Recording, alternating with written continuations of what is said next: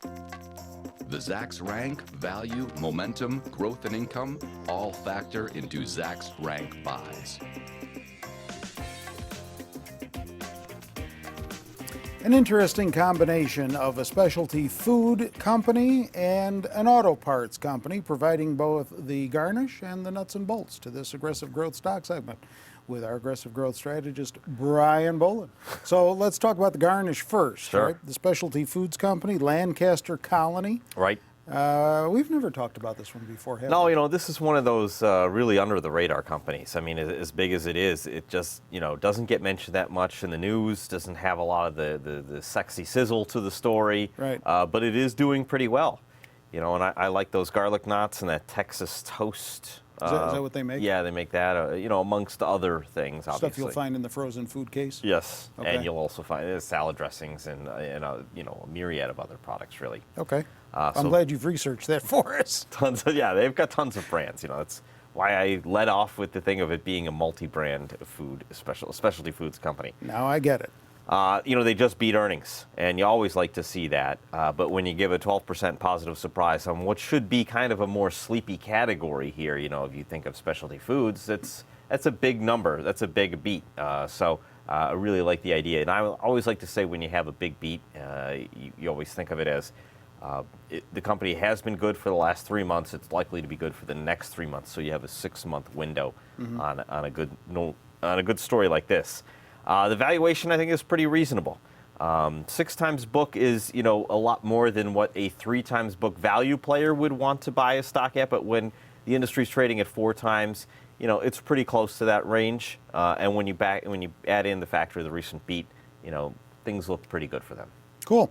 And now down to the nuts and bolts of this whole conversation with O'Reilly Auto Parts. Yes, the O'Reilly. I think maybe you've heard that commercial. I know I have plenty of times. You know, the auto Care parts. to sing it for us? No.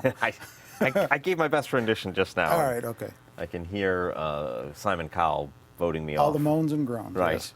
They're in the control room doing Yes. that. Yes. Yeah. Thank you, guys. Zacks rank 1. Obviously, we've been talking about the auto fleet and new car sales continuing to increase, but the auto fleet is aging. Yeah. You know, we haven't really recovered that much since the Great Recession.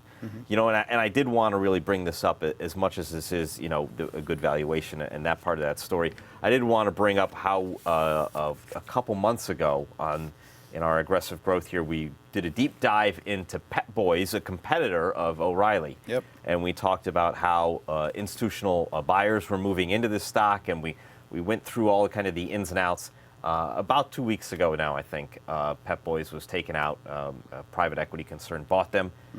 So we'd encourage viewers to go back and take a look at what we thought were important parts of that story. I think you still see a lot of those subjects in O'Reilly here, but O'Reilly is obviously a much larger concern here with a $27 billion market cap than Pep Boys. But still, a lot of the long-term ideas that were discussed in Pep Boys and the reasons for that company to be bought are still true for this company. Okay. Do you own either one of these? I do not. All right. Well, thanks for the input in both of those categories.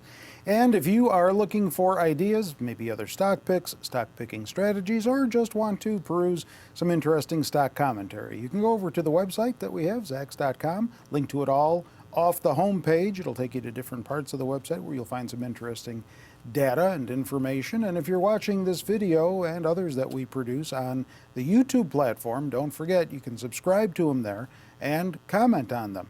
With Brian, I'm Terry Ruffolo.